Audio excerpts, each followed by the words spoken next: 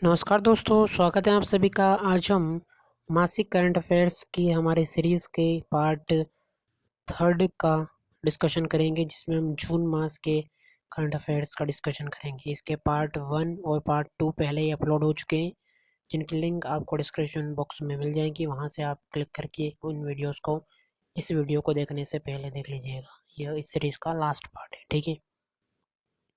तो चलिए शुरुआत करते हैं हमारे इस सेशन की इस पहले टॉपिक के साथ। हमारा जो आज का पहला टॉपिक है वो कुछ इस प्रकार है कि हर साल 21 जून को लोगों को हाइड्रोग्राफी और हर किसी के जीवन में इसकी आवश्यकता के बारे में जागरूक करने के लिए विश्व हाइड्रोग्राफी दिवस हम मनाते हैं। इस दिन का मुख्य उद्देश्य अंतर्राष्ट्रीय स्तर पर आईएचओ के कार्यों की ओर लोगों का ध्यान आकर्षित करना है। और विश्व हाइड्रोग्राफी दिवस 2021 के जो थीम है वो है 100 year of international corporation in hydrography, ठीक है। तो हम प्रतिवर्ष 21 जून को विश्व हाइड्रोग्राफी दिवस मनाते हैं और इस वर्ष के जो हाइड्रोग्राफी दिवस की थीम है वो है 100 years of international corporation in hydrography. थोड़ा और जाने हम तो संयुक्त राष्ट्र महासभा ने वर्ष 2005 में 21 जून को विश्व हाइड्रोग्राफी दिवस मनाने का एक प्रस्ताव स्वीकार किया था। इस दिन का आयोजन 2006 से किया जा रहा है। और अंतर्राष्ट्रीय हाइड्रोग्राफिक संगठन आईएचओ, अंतर्राष्ट्रीय हाइड्रोग्राफिक ब्यूरो आईएचबी तथा जिसे 1921 में संगठित किया गया था, अंतर्राष्ट्रीय हाइड्रोग्राफिक संगठन के जो महासचिव हैं वो है माथियास जोनास और इसका मुख्यालय मोनाको में है, ठीक है। तो हम प्रतिवर्ष 21 जून को विश्व हाइड्रोग्राफी दिवस मनाते हैं। ये हमारा टॉपिक कंप्लीट होता है। अब हम आगे बढ़ते हैं हमारे आज के दूसरे टॉपिक की ओर, जो कि कुछ इस प्रकार है।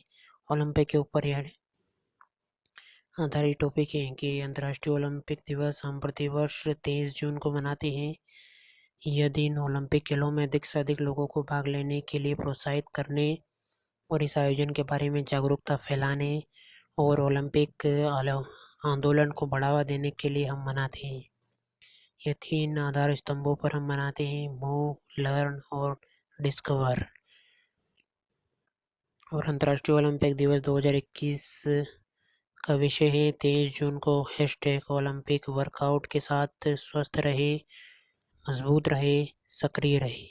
Stay healthy, stay strong, stay active with the #Olympic workout on 23 जून। तो 23 जून को प्रतिवर्ष हम अंतर्राष्ट्रीय ओलंपिक दिवस मनाते हैं।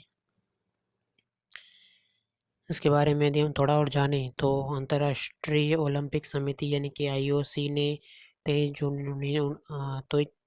जून 1894 को अंतर्राष्ट्रीय ओलंपिक समिति के निर्माण के उपलक्ष्य में जनवरी 1948 में ओलंपिक दिवस मनाने की घोषणा की थी।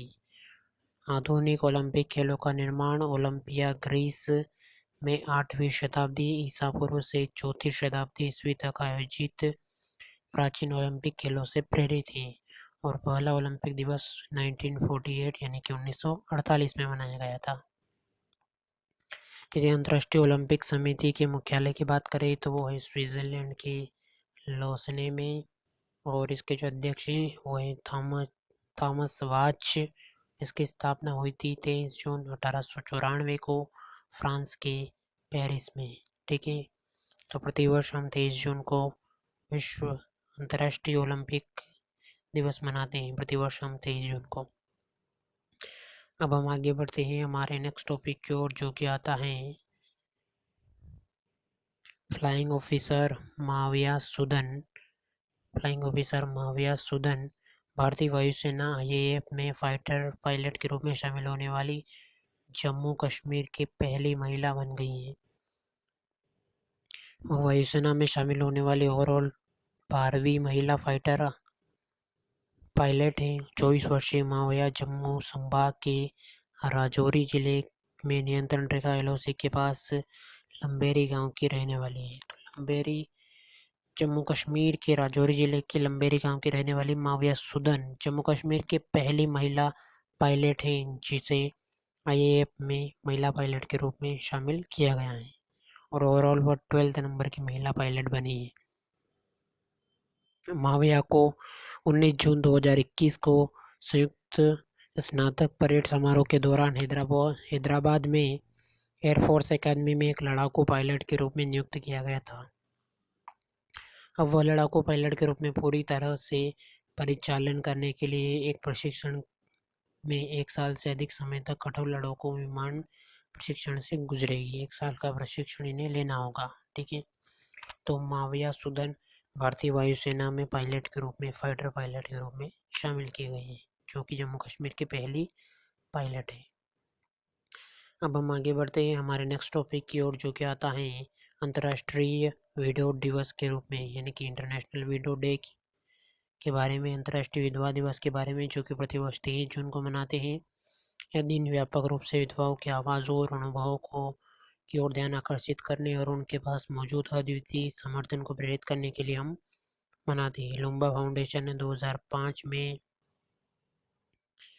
अंतर्राष्ट्रीय विधवा दिवस की शुरुआत की थी और 23 जून 2010 को इसे आधिकारिक तौर पर संयुक्त राष्ट्र महासभा ने मान्यता दी थी। यानी कि 2005 से लुम्बा फाउंडेशन इसे मना रहा है और 23 जून 2010 को अंतर्राष्ट्रीय तो मंजूरी से मिल गई थी संयुक्त राष्ट्र महासभा द्वारा। ठीक है, तो ये हमारा टॉपिक कंप्लीट होता है कि प्रतिवर्ष हम 23 जून को अंतर्राष्ट्रीय विधवा दिवस मनाते हैं।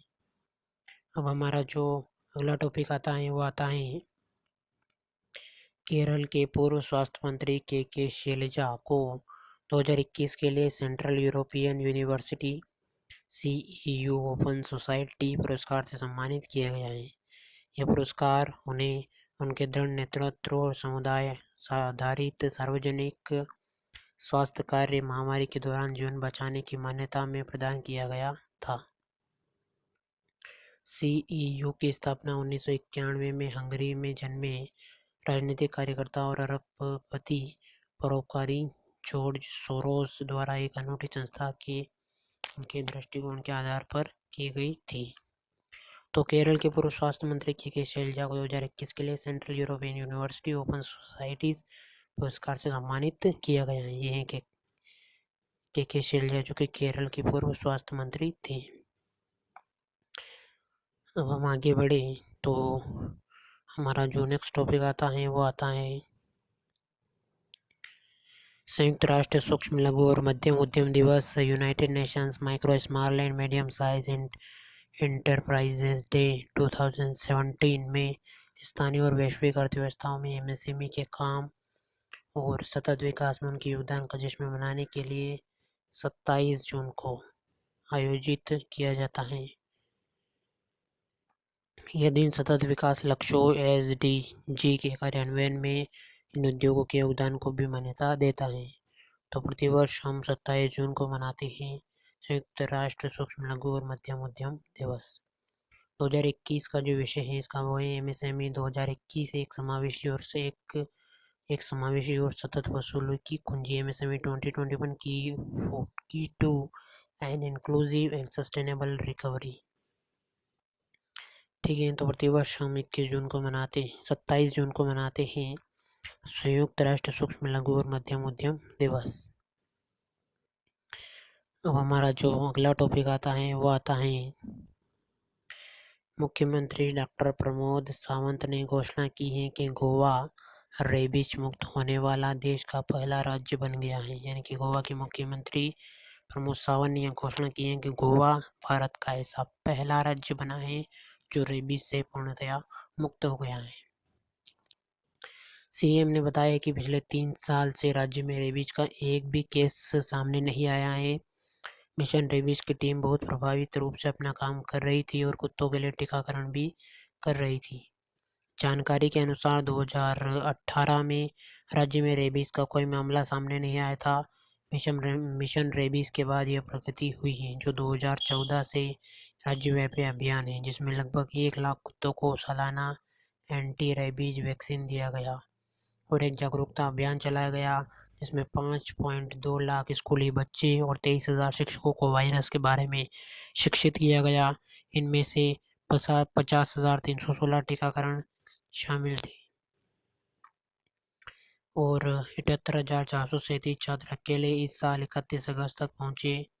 गोवा की राजधानी जो है वो है पणजी है। यहाँ के राज्यपाल भगत सिंह कोश्यारी हैं और यहाँ के मुख्यमंत्री प्रमोद सावंत हैं। ठीक है, तो ये हमारा टॉपिक कंप्लीट होता है कि गोवा भारत का ऐसा पहला राज्य बन गया है जो रेबीज से मुक्त हो गया है। ठीक है, अब हम आगे बढ़े हमारे नेक्स्ट टॉपिक की ओर, तो वो आता है पत्रकार सुदीप मिश्रा की किताब fiercely female the Dutee Chand story में लिंग पहचान विवाद के विस्तृत वर्णन के साथ दूती चंद की यात्रा का वर्णन है, जिसमें उन्हें भारतीय खेल में एक प्रतिष्ठित व्यक्ति बना दिया। ये पुस्तक वेस्टलैंड बुक्स द्वारा प्रकाशित की गई थी। भारत के पहले खुले तौर पर समलैंगिक एथलीट दूती चंद ने 2019 में इतिहास रचा जब वह नेपल्स में वर्ल्ड यूनिवर्सियड में 100 मीटर की स्पर्धा में स्वर्ण जीतने वाली पहली भारतीय बनी। ओडिशा के एक छोटे से गांव से आने वाली दूती चंद ने महिलाओं के 100 मीटर में राष्ट्रीय रिकॉर्ड बनाया और ओलंपिक में महिलाओं की 100 मीटर में भाग लेने वाली केवल 5वीं भारतीय है, जब उन्होंने 2016 में रियो ओलंपिक के क्वालिफाई किया था। ठीक है, तो पत्रकार सुदीप मिश्रा ने किताब लिखी है दूती चंद के ऊपर, जिसका नाम है fiercely female the Dutee Chand story. ठीक है, तो ये हमारा टॉपिक कंप्लीट होता है दूती चंद के बारे में, न्यू बुक के बारे में। अब हम आगे बढ़ते हैं हमारे नेक्स्ट टॉपिक के बारे में, जो कि आता है समाज में डाक कर्मियों द्वारा की जाने वाली सेवा के सम्मान में हर साल 1 जुलाई को विश्व स्तर पर राष्ट्रीय डाक कर्मचारी दिवस हम मनाते हैं। यह दिन न केवल डाकियों को बल्कि सभी डिलीवरी कर्मियों को भी धन्यवाद कहने का एक अनूठा अवसर है, क्योंकि ऑनलाइन खरीदारी में हम में से कई लोगों की जीवन रेखा बन गई। तो प्रतिवर्ष 1 जुलाई को हम समाज में डाक कर्मियों के लिए राष्ट्रीय डाक कर्मचारी दिवस मनाते हैं। इस दिन की शुरुआत 1997 में संयुक्त राष्ट्र अमेरिका के सिएटल के एक लोकप्रिय डाक सेवा प्रदाता द्वारा डाक कर्मचारियों और उनके समर्पण के अभिनंदन और सम्मानित करने के लिए की गई थी। अब हमारा जो अगला टॉपिक आता है वो आता है भारत की राही सरनोबत ने ISSF शूटिंग विश्व कप में महिलाओं की 25 मीटर पिस्टल स्पर्धा में स्वर्ण पदक जीता है। राही सरनोबत ने मौजूदा टूर्नामेंट में एक रजत और 2 कांस्य पदक जीतने वाली पहली भारतीय है। उन्होंने क्वालिफाइंग चरण में 600 में से 591 अंक हासिल किए। फाइनल में फ्रांस की मैथिल्डे लामोले ने रजत पदक जीता। रूसी विटालिया क्षमा कीजिएगा बसार शकीना ने कांस्य पदक जीता। भारतीय निशानेबाज मनु भाकर ने 7वें स्थान पर 2020 ओलंपिक खेलों से पहले यह आखिरी प्रतियोगिता है। ISSF विश्व कप 2021 का आयोजन क्रोएशिया के ओसिजेक शहर में हो रहा है। यहाँ पर भारत की राही सरनोबत ने ISSF शूटिंग विश्व कप में महिलाओं की 25 मीटर पिस्टल स्पर्धा में स्वर्ण पदक जीता है। अब हम आगे बढ़ते हैं हमारे नेक्स्ट टॉपिक की ओर, तो वो आता है चीन सरकार ने ऊर्जा उत्पादन शुरू करने के लिए आधिकारिक तौर पर दुनिया के दूसरे सबसे बड़े जल विद्युत बांध बेहतीन बांध मोस्ट इम्पोर्टेंट है कि पहली 2 उत्पादक इकाइयों को चालू कर दिया है। बेहतीन बांध दक्षिणी पश्चिमी चीन में जिन्शा नदी पर स्थापित किया गया है। और चीन के बारे में यदि जाने तो इसकी राजधानी है बीजिंग, मुद्रा है रमिनबी और यहाँ के राष्ट्रपति शी जिनपिंग। ठीक है, अब हम आगे बढ़े हमारे नेक्स्ट टॉपिक की ओर, तो वो आता है यूरोपीय अंतरिक्ष एजेंसी दुनिया के पहले शारीरिक रूप से अक्षम अंतरिक्ष यात्री को नियुक्त कर लॉन्च करेगी। इस भर्ती के लिए 22,000 आवेदन आमंत्रित किए गए थे, जिनमें से ईसा पैरा एस्ट्रोनॉट के लिए तकनीकी विकसित कर रहा है। इस दुनिया को संदेश देगा कि अंतरिक्ष सभी के लिए है। और यूरोपीय अंतरिक्ष एजेंसी को वाणिज्यिक उपग्रह को लॉन्च करने के लिए निजी खिलाड़ियों और अन्य अंतरिक्ष एजेंसियों से कड़ी स्पर्धाओं का सामना करना पड़ रहा है। अमेज़न के जो संस्थापक है जेफ बेजोस जुलाई 2021 में अपने ही रॉकेट से अंतरिक्ष में जाने वाले पहले व्यक्ति बन जाएंगे। यूरोपीय अंतरिक्ष एजेंसी 22 सदस्य देशों का एक अंतर सरकारी संगठन है। इसकी स्थापना 1975 में हुई थी और इसका मुख्यालय पेरिस में है। तो यूरोपीय अंतरिक्ष एजेंसी दुनिया के पहले शारीरिक रूप से अक्षम यात्री को नियुक्त कर लॉन्च करेगी। यदि हम आगे बढ़ते हैं हमारे नेक्स्ट टॉपिक की ओर, तो वो हमारा टॉपिक आता है अंतर्राष्ट्रीय शोध ग्रह दिवस के बारे में, इंटरनेशनल एस्टेरॉयड डे। यह हर साल हम 30 जून को विश्व स्तर पर मनाते हैं। अंतर्राष्ट्रीय शोध ग्रह दिवस का उद्देश्य शोध ग्रह प्रभाव के खतरे के बारे में जन जागरूकता बढ़ाना और एक विश्वसनीय निकट पृथ्वी वस्तु के खतरे के मामले में वैश्विक स्तर पर किए जाने वाले संकट संचार कार्यों के बारे में जनता को सूचित करना है।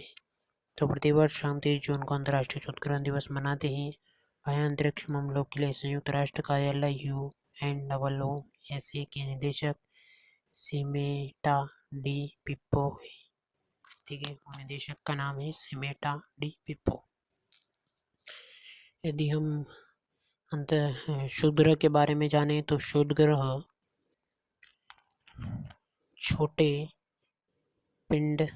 छोटे चट्टानी पिंड हैं जो सूर्य के चारों ओर परिक्रमा करते हैं। अधिकतर वे मंगल और बृहस्पति की कक्षाओं के बीच पाए जाते हैं, लेकिन कुछ में अधिक विलक्षण कक्षाएं होती हैं। तो हम कहेंगे कि शोध ग्रह चट्टानी धातुएं के बने होते हैं, जो आकार में कंकड़ के आयामों से लेकर लगभग 600 मील की दूरी तक होते हैं। वे इतने छोटे होते हैं कि उन्हें ग्रह नहीं माना जाता, लेकिन वे सूर्य की परिक्रमा करते हैं। उन्हें सौर मंडल के बचे हुए पदार्थ के रूप में जाना जाता है, शोध ग्रहों को। ठीक है, अब हम आगे बढ़े हमारे नेक्स्ट टॉपिक की ओर। तो हमारा जो नेक्स्ट टॉपिक आता है वो आता है अंतर्राष्ट्रीय संसदीय दिवस के बारे में। अंतर्राष्ट्रीय संसदीय दिवस हम प्रतिवर्ष 30 जून को मनाते हैं। यह दिवस उस प्रगति की समीक्षा करने का समय है जो संसदों ने कुछ प्रमुख लक्ष्यों को प्राप्त करने के लिए अधिक प्रतिनिधि बनने और समय के साथ आगे बढ़ने के लिए किया है।